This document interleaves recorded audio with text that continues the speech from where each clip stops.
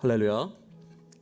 이렇게 수요 여성 예배에 하나님 말씀을 함께 나눌 수 있는 은혜를 주신 하나님과 그 여성 우리 팀들에게 너무 큰 감사를 드립니다. 우리가 하나님의 은혜로서 구원함을 받았습니다. 네, 구원함을 받은 우리에게는 단지 죽어서 천국 가는 것이 우리의 목적이 아니죠. 이 땅 가운데 하나님의 나라가 온전히 이루어지는 역할을 하나님께서 우리에게 맡겨주신 사명이 있습니다. 그런데 그 하나님 나라를 온전히 세워감에 있어서 우리 자신이 하나님 앞에서 온전해지고 완전해지는 것이 굉장히 중요한 것이 되었습니다. 하나님께서 그것을 우리에게 요구하셨고 요청하셨기 때문입니다. 에베소서 4장 13절 말씀을 함께 보도록 하겠습니다. 같이 읽겠습니다. 시작. 있는 것과 아는 지식에 하나가 돼 온전한 사람을 이루어 그리스도께서 충만하신 정도에까지 도달해야 합니다. 아멘. 온전하게 된다라는 것은 무엇입니까? 우리의 영적인 것이 성장한다는 것이 무엇입니까? 하나님을 믿는 것과 하나님을 아는 것이 하나가 돼서 하나님의 장성한 분량에 이르기까지, 즉 예수 그리스도를 닮아가고 예수 그리스도의 그 경험이, 예수 그리스도의 삶이 우리의 것이 되는 것.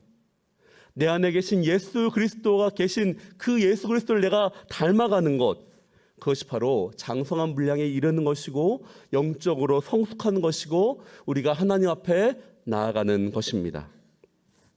자, 그렇다면 실제로 예수님을 처음 믿었던 이 초대교회의 성도들은 어떻게 하나님 앞에서 믿음의 성장을 잘할 수 있었겠습니까? 저는 오늘 고린도 교회에 일어났던 사건들을 통해서 사도 바울이 이 고린도 성도들에게 권면하는 말씀을 통해서 우리가 어떻게 하면 더 영적으로 성숙할 수 있을까? 영적으로 하나님 앞에 더 나아갈 수 있을까에 대해서 함께 고민하는 시간을 갖고 우리의 신앙을 점검하고 또 우리의 신앙이 성장하는 시간 되시기를 예수님의 이름으로 축복합니다. 자, 신앙이 성숙해 가는 데 있어서 첫 번째는 무엇입니까? 바로 교만의 마음을 버리고 겸손의 마음으로 채워야 한다는 것입니다. 함께 읽겠습니다. 다시 교만의 마음을 시작. 교만의 마음을 버리고 겸손의 마음을 채워야 한다. 아멘. 우리의 신앙이 성숙해 가는 데 있어서 가장 크게 방해하는 것은 바로 교만함입니다. 교만은 사단 그 자체이며 사단이 항상 우리를 넘어뜨리는 첫 번째 전략이며 이 교만을 통해서 우리 사람들은 하나님으로부터 멀어지게 되는 것들이 참 많이 일어나기 때문입니다. 사단은 이 교만을 통해서 우리의 가정을 무너뜨리고 우리의 교회를 무너뜨리기 때문입니다.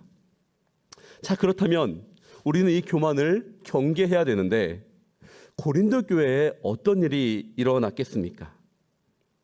먼저 우리가 이 말씀을 이해하기 위해서는 고린도 교회가 어떻게 세워졌는지를 잠깐 돌아보는 시간을 가져야 될 것 같습니다. 하나님의 은혜로서 이 고린도 교회는 세워졌는데요, 바울이 2차 전도 여행 때 세워졌습니다.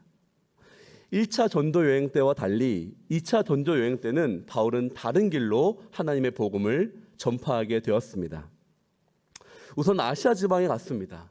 아시아 지방에 가서 그곳에서 복음을 전하는데 가는 곳마다 복음이 흥황하는 것입니다. 복음이 전파되고 하나님의 기적이 일어나고 하나님의 능력이 일어나고 많은 사람들이 예수를 믿는 놀라운 일들이 아시아 지방에 일어났습니다. 자, 그런데 하나님께서는 이 아시아 지방이 아닌 마게도니아, 지금의 유럽 지역으로 하나님의 복음이 전하기를 원하셨습니다. 그래서 드로아 지방에 이르렀을 때 바울에게 꿈 가운데, 환상 가운데 성령님이 말씀하십니다. 환상으로 보여주십니다. 아, 내가 이곳이 아니라 저 마게도니아 지방으로 가야겠구나. 바울은 하나님의 말씀에 순종하여서 마게도니아 지방으로 넘어가게 됩니다. 그곳에서 빌립보 지역을 지나가게 되었고 빌립보 지역에서는 루디아와 그 사람들을 만나서 빌립보 교회가 세워지게 됩니다. 그리고 데살로니아 지역을 갖고 그곳에서 잠시 몇 주, 3주, 4주 머무는 그 기한 가운데 하나님의 은혜로 데살로니가 교회가 세워지게 됩니다. 자, 하지만 그곳에서 동일하게 사단은 방해를 하였고 그 사단의 방해로 인하여서 바울은 다른 지방으로 이동을 하게 되는데 바로 아덴 지방이라는 곳을 도달하게 됩니다. 지금의 아테네이죠. 우리가 잘 아는 그리스 신화가 있는 그 아덴 지방. 많은 사람들이 너무나 우상을 섬기고 있었기 때문에 그들이 죄에 물들어 있었기 때문에 바울이 말씀을 전했던 모든 복음들은 그들에게 들리지 않았습니다.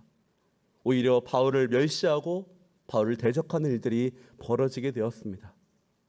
하나님의 사랑으로 전했지만 받아들이지 않는 아덴 지방의 사람들을 보며 바울은 두려워하며 떨면서 그 지방을 떠나게 됩니다.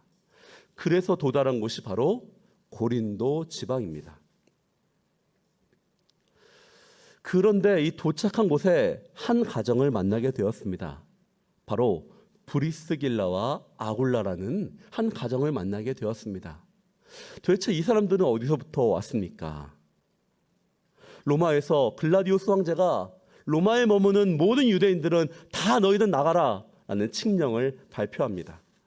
그래서 많은 유대인들이 바다의 해로를 따라서 다른 지방으로 이동을 하게 되는데 그때에 그 길을 따라서 고린도 지방에 온 그 가정이 바로 브리스길라와 아굴라입니다. 이들 또한 천막을 만드는 기술을 갖고 있었습니다. 그러다 보니 유대인끼리 모이고 유대인끼리 하나님께서 만나 계셨는데 거기서 누굴 만난 것입니까? 바울을 만나게 된 것입니다. 자, 그리고 브리스길라와 아굴라와 여러 사람들이 모여서 첫 고린도 교회가 시작되게 됩니다. 너무나 놀랍지 않습니까? 본인이 생각하기에는 추방당하고 자신의 재산을 다 잃어버리고 사람들이 받지 않는 복음 때문에 도망치고 어쩔 수 없이 자신의 삶의 터전을 다 잃어버린 사람들이 모여서 하나님의 일이 시작된 것입니다. 우리는 때로는 착각합니다. 어떤 착각입니까? 물처럼 흘러가야지 된다. 성령께서 임하시면 뭐든지 자연스럽게 이루어질 거야 고 말합니다. 네, 맞습니다.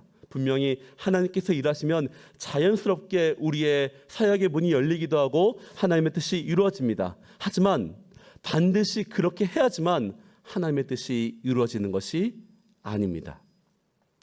때로는 하나님의 뜻은 연약한 자들을 통해서 일하시며 하나님의 뜻은 막힌 데서부터 일하시며 하나님의 뜻은 우리가 생각하지 못하는 방법으로 일어납니다.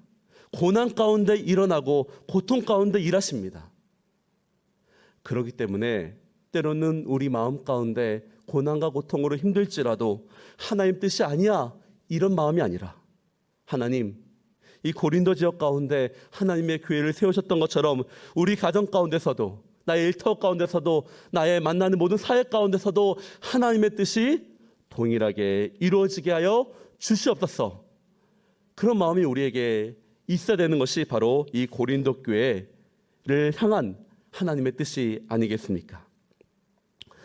하나님은 특별하십니다. 여러분, 하나님의 은혜가 여러분과 함께 하시기를 예수님의 이름으로 축복합니다.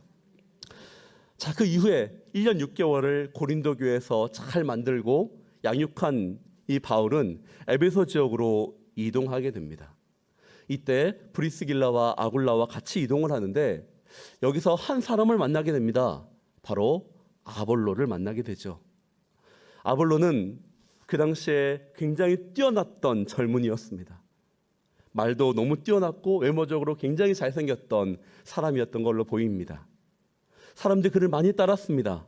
하지만 그에게 한 가지가 부족한 것이 있었으니 그는 성령님을 알지 못하고 있었습니다. 그런 그가 성령님을 만나게 됩니다.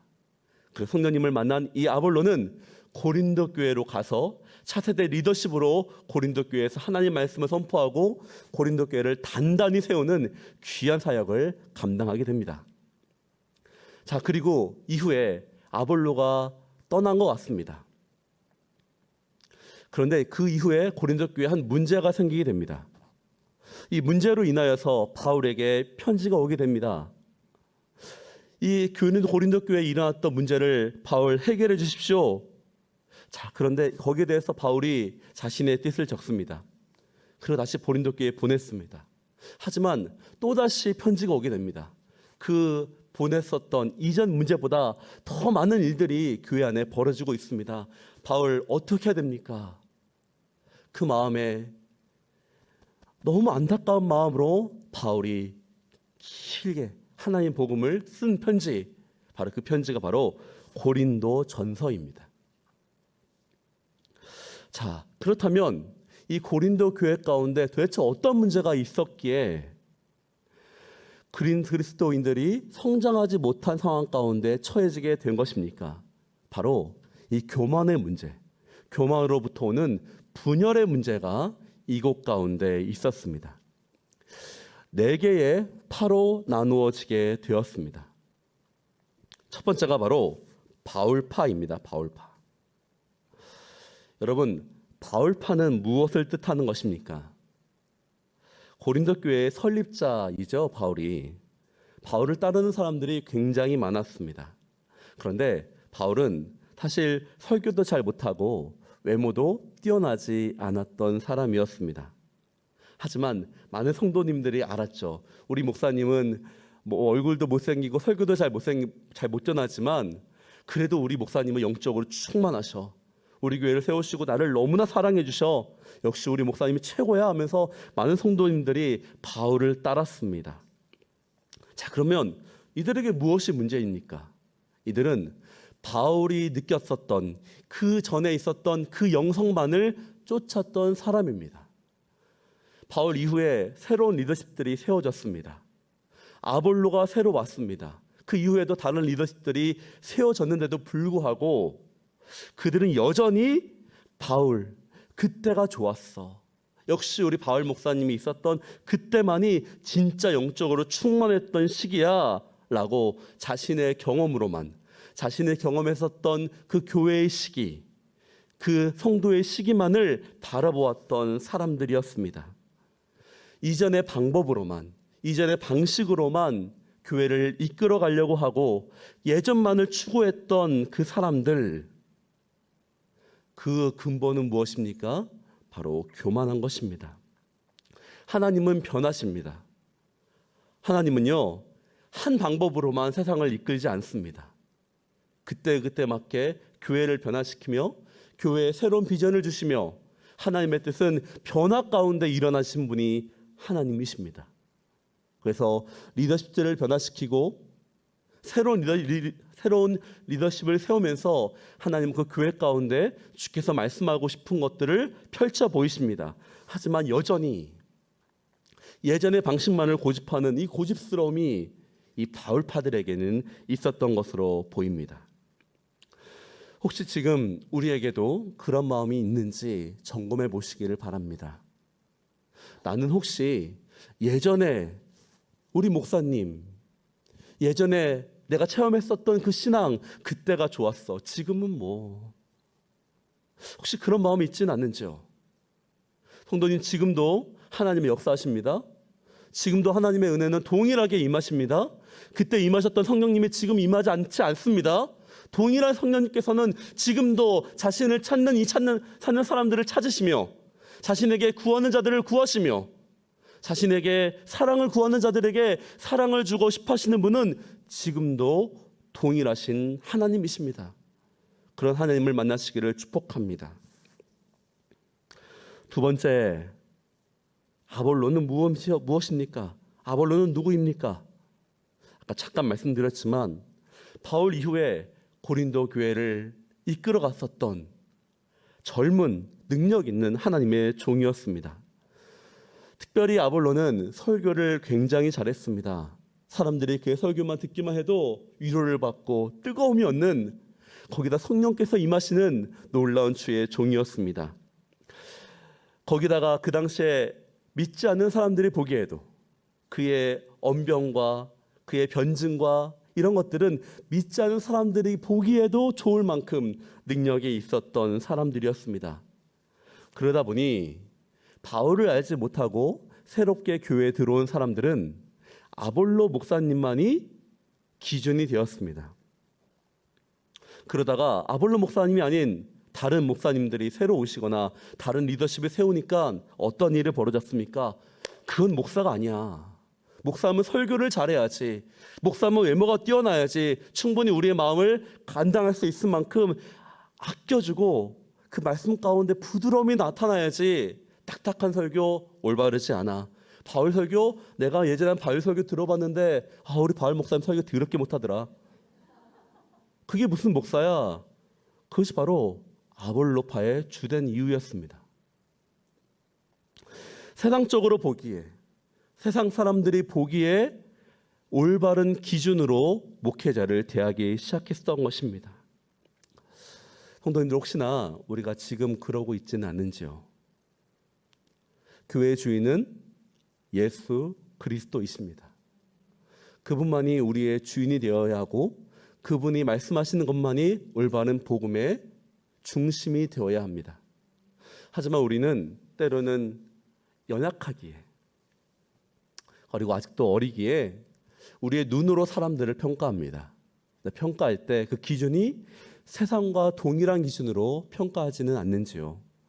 내가 섬기고 있는 리더십들을 평가할 때 하나님의 평가가 아니라, 하나님이 생각하시는 평가가 아니라 내가 생각하는 세상의 기준으로 혹시 나의 순장님들을, 우리 목회자들을, 아니 하나님께서 세우신 리더십들을 평가하지는 않는지요.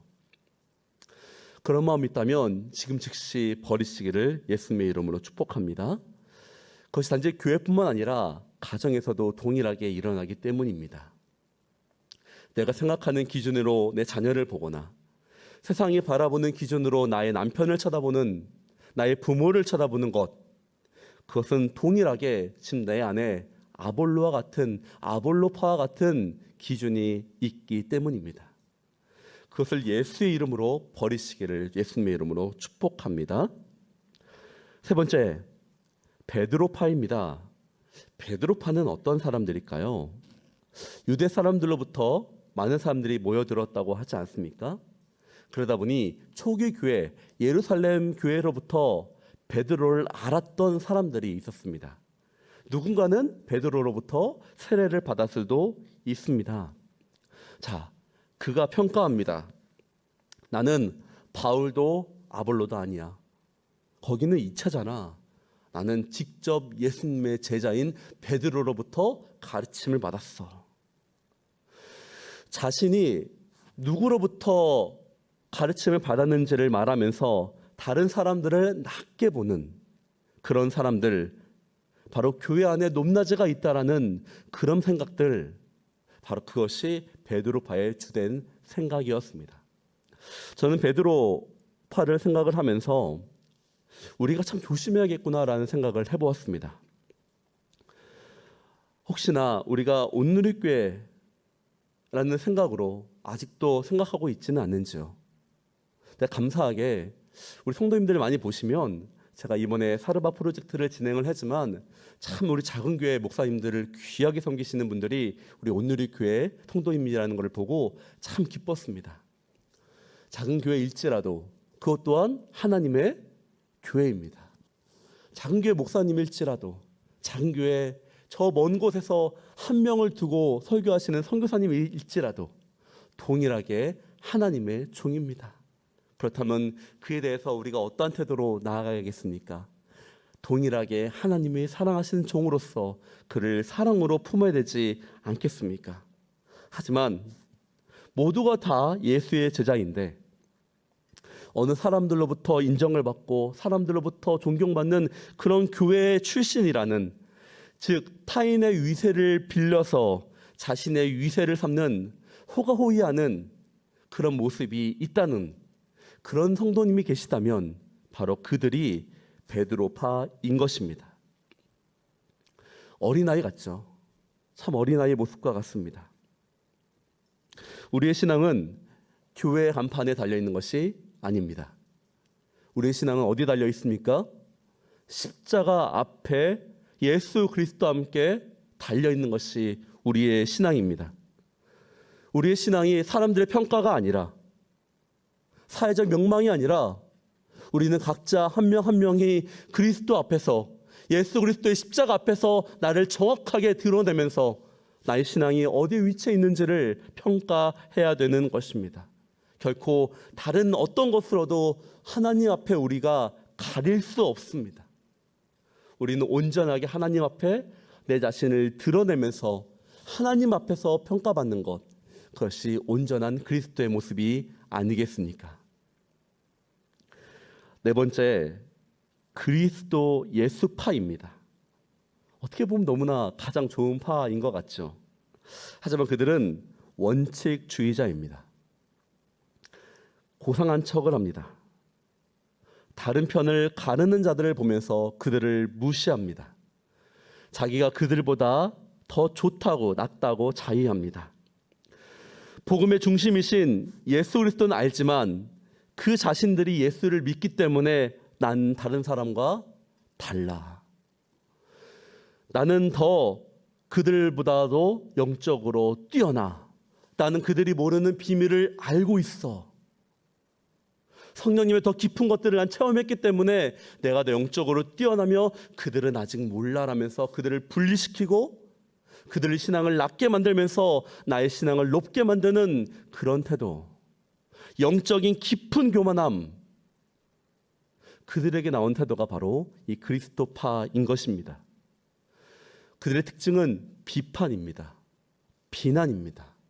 거기에 어떤 해결책도 없습니다. 그들을 위해서 더 기도하지 않습니다. 더 어려운 사람들과 자신들이 비난하는 대상에 대해서 그들을 위해서 중보하지 않습니다. 그들의 눈은 냉철하고 그들의 눈은 똑똑합니다. 분명히 상대방의 잘못에 대해서 정확하게 평가를 합니다. 하지만 그들의 마음엔 사랑이 전혀 없습니다. 그들의 목적은 자신을 더 위로 올리려고 하는 교만함으로부터 나온 분리주의자인 것입니다. 이런 자들은 다른 사람들을 낮추면서 자신을 높이는 것이기 때문에 교회를 분열시키는 자들인 것입니다. 혹시나 우리 마음 가운데 그런 마음이 있지는 않는지요? 내 입술을 한번 생각해 보시기 바랍니다. 내 일주일의 삶 가운데서 내가 내 자녀들에게 했던 말들, 내 남편에게 했던 말들, 아니면 혹시나 우리 순 안에서 나누었던 말들 중에서 비판만 있지는 않는지요? 그 마음의 중심 가운데 성령님이 뭐라고 하십니까? 네가 교만하다. 그러진 않으신지요? 우리가 비판할 수 있습니다. 분석할 수 있습니다. 하지만 그 마음 가운데 사랑의 마음으로 하지 않는다면 그것은 교만한 뿐이며 오히려 교회와 가정을 분열시키는 일이 우리가 하게 되는 것이기 때문에 우리는 이런 마음을 버려야 되는 것입니다. 우리 그렇게 되시기를 예수님의 이름으로 축복합니다. 자, 그런데 너무나 감사한 것은 예수님께서는 이런 우리에 대해서 비난하시거나 책망하시지 않습니다. 3장 1절과 2절을 보면 우리가 잘 한번 볼까요? 1절과 2절을 한 번 더 읽어보도록 하겠습니다. 시작. 형제들이여, 내가 여러분에게 신령한 사람들에게 말하듯이 말할 수 없어서 육에 속한 사람들 곧 그리스도 안에서 어린아이들에게 말하듯이 말했습니다. 나는 여러분에게 저주로 먹이고 단단한 음식으로는 먹이지 않았습니다. 여러분이 감당할 수 없었기 때문입니다. 그런데 여러분은 지금도 여전히 감당할 수 없습니다. 보십시오. 바울의 말을 통해서 예수님께서는 뭐라고 말씀하시냐면 너희의 그 행동들이 잘못됐다. 그런 교회를 떠나라. 그러지 않으세요. 그 행동을 뭐라고 하십니까? 어린아이와 같다라고 얘기하십니다. 그럴 수 있어. 너희가 어린아이에서 영적으로 성장하는 가운데 그런 일이 있을 수 있어. 난 다 이해한다. 괜찮아. 책망하는 가운데 무엇이 있습니까? 사랑이 있는 것입니다. 우리 자녀들 다 키워보지 않았습니까? 다 아시죠? 우리 자녀들의 특징, 내 거야 하면서 분열하고 서로 간에 분열하고 우리 아빠는 내 거야, 우리 엄마는 내 거야, 말도 안 되는 이 무논리의 논리와 굉장히 논리적이게 말하지만 논리적이지 않는, 하지만 그 마음의 중심 가운데 우리가 책망하고 왜 그렇게 말하냐고, 너 더 이상 내 아들이 아니야, 내 딸이 아니야, 그러지 않잖아요. 아이들이 성장하는 과정 가운데 있을 수 있는 일이기 때문입니다. 성도님들, 이 네 가지의 제가 팔을 말씀드렸죠. 이 네 가지의 팔을 통해서 우리 또한 그럴 수 있습니다. 자, 그런데 거기에 대해서 너무 실망하지 마십시오. 자신을 정죄하지 마십시오. 어린아이의 신앙을 버리고 우리는 장성한 분량에 이르도록 나아가면 되는 것입니다. 아멘. 자, 그러면 어떻게 우리가 이것을 버리고 장성한 분량으로 나아갈 수 있겠습니까? 두 번째입니다. 바로 예수의 사랑으로 이 부족한 것을 나를 채워야 하는 것입니다. 다시 한번 읽어볼까요? 시작. 예수의 사랑으로 나를 채워야 합니다. 아멘. 우리 10절과 11절 한번 다시 읽도록 하겠습니다. 시작. 내게 주신 하나님의 은혜에 따라 내가 지혜로운 건축자처럼 기초를 닦았으며 다른 사람이 그 위에 건축을 세웁니다. 그러나 각각 그 위에 어떻게 세울 것인지 신중을 가해야 합니다. 아무도 이미 닦아놓은 기초에 다른 어떤 기초도 놓을 수 없습니다. 그 기초는 곧 예수 그리스도이십니다. 아멘. 바울이나 아볼로나 베드로나 다 하나님의 동역자고 하나님의 도구라고 이야기를 합니다. 아무리 위대한 설교자라 할지라도 하영조 목사님, 이재현 목사님, 저 김상수 목사님, 여기 있는 어떤 교역자라 할지라도 여러분보다 귀할 수 없습니다. 단지 우리는 쓰이는 도구인 뿐인 것입니다. 여기 최근에 신세계 백화점이 굉장히 크게 세워졌습니다. 굉장히 커다라고 웅장하더라고요. 자, 그럼 여러분에게 한 가지 질문을 하겠습니다. 갑자기 우리 정용진 회장이 여러분에게 이야기합니다. 이 신세계 백화점을 여러분에게 주겠습니다. 굉장히 생각만 해도 기분이 좋죠. 벌써부터 얼굴이 환해지시는 분이 많으신데요. 자, 그럴 때 평가해 보십시오. 이 커다란 백화점이 소중한 것입니까? 여러분이 소중한 것입니까? 백화점이라고 얘기하시는 않겠죠? 한 가지 더 얘기해 볼까요? 자녀들이 있죠. 자녀들이 학업 성적이 떨어지면 우리가 이제 과외 선생님을 하려고 합니다. 과외 선생님을 1,000만 원짜리, 월 1,000만 원짜리 과외 선생님 모셔왔습니다. 자녀들에게 얘기합니다. 앞으로 열심히 공부해. 자, 그 순간 부모의 마음은 1,000만 원짜리 과외 선생님이 중요한 것입니까? 아이가 중요한 것입니까? 1,000만 원짜리 아이가 소중하기 때문에 그런 과외 선생을 데리고 오는 것이고 그런 건물을 세우는 것입니다. 여러분, 우리가 더 소중한 것이 무엇인지 그 관념을 잃어버리면 세상 사람들하고 동일하게 됩니다. 여러분은 하나님의 자녀입니다. 세상이 아무리 타락됐을지라도 우리가 그 가치에 따라 사람을 평가하지 말아야 될 것은 우리가 더욱더 하나님 앞에 귀한 자녀이며 하나님께서 우리를 피로 사신 예수 그리스도를 주시면서 그의 피값을 우리를 대신 사신 소중한 사람이 바로 우리라는 것입니다. 우리의 가치는 예수님의 가치입니다. 하나님께서 예수님을 주기까지도, 그 자신 아들을 주기까지도 하셨던 그 소망의 마음, 그 가치가 우리의 가치입니다. 근데 우리의 가치를 어떻게 그렇게 낮게 평가하십니까? 고린도후서 5장 17절 말씀 함께 읽도록 하겠습니다. 시작. 그리스도 안에 있으면 새로운 피조물입니다. 옛것은 지나갔으니 보십시오, 새 것이 되었습니다. 아멘. 여러분은 예수님의 것입니다. 완전히 새로운 것이 되었습니다. 예수님의 자신의 대가를 지불하고 새롭게 얻은 새로운 존재인 것입니다. 여러분의 가치를 낮게 평가하지 마십시오. 에베소서 2장 8절 말씀입니다. 시작. 은혜로 구원받았습니다. 이것은 여러분에게서 나온 것이 아니요 하나님의 선물입니다. 아멘. 하나님께서 선물로 여러분을 사셨습니다. 여러분은 하나님의 자녀가 되었습니다. 갈라디아서 3장 26절입니다. 시작. 모두 그리스도 예수 안에서 믿음으로 하나님의 아들들이 되었습니다. 하나님 무엇입니까? 전능하신 창조주입니다. 신입니다. 신의 자녀가 우리가 된 것입니다. 여러분의 가치가 절대 낮지 않습니다. 여러분을 정죄하는 자들이 있습니까? 끊임없이 사탄은 우리를 정죄합니다. 우리의 잘못 때문에 우리를 정죄하며 우리 가치가 없다고 얘기합니다. 네가 아무 사역 안 하면 너는 가치가 없어. 아닙니다. 존재 자체만으로 우리는 귀한 자들입니다.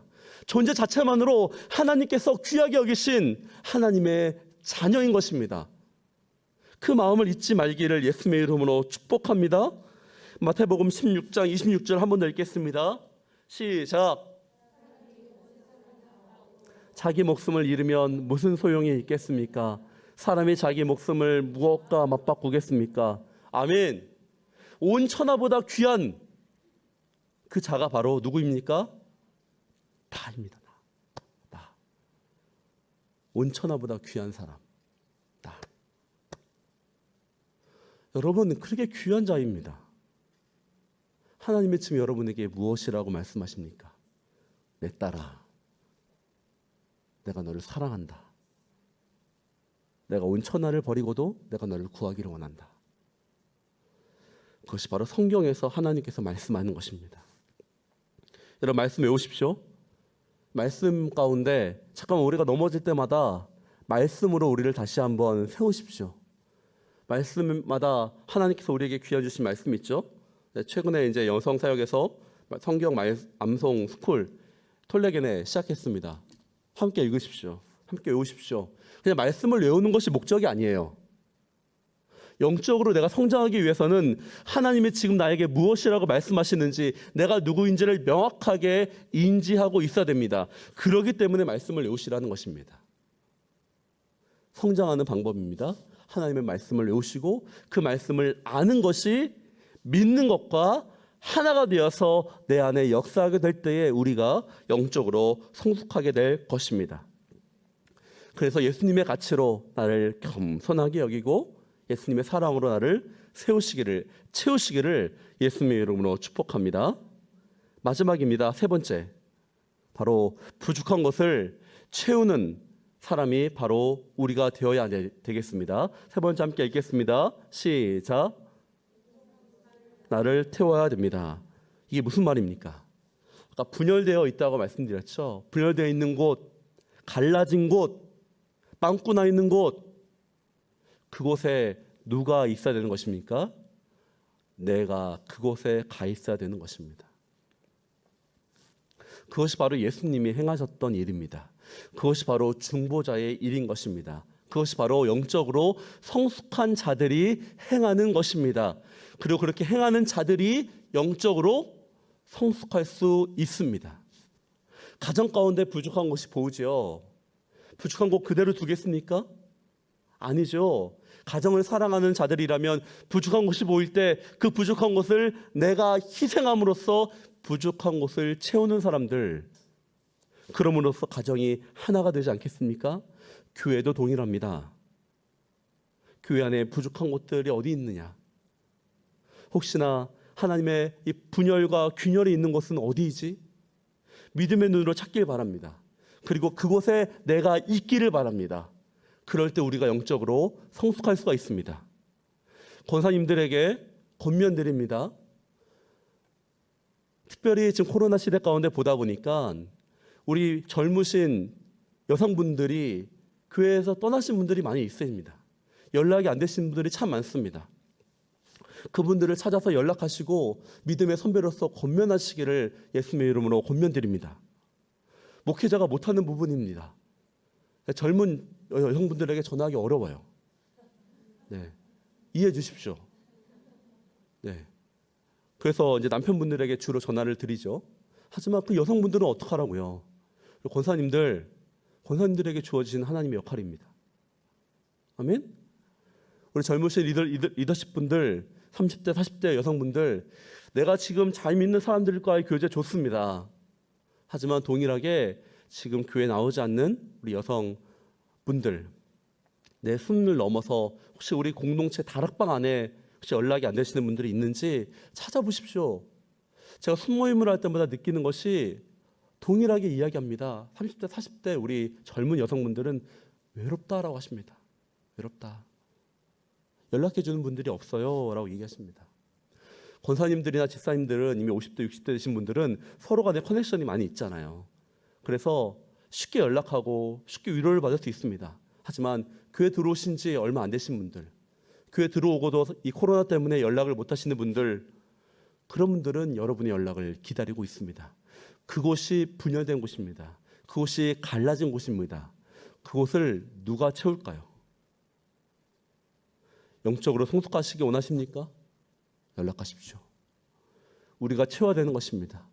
예수님의 사랑으로 우리를 희생할 때에, 우리가 시간과 재정으로 우리를 사용하여 주시옵소서라고 우리를 드릴 때 우리가 예수님의 마음을 얻게 되는 것이고 우리가 영적으로 성숙하게 되는 것입니다. 말씀을 마치고자 합니다.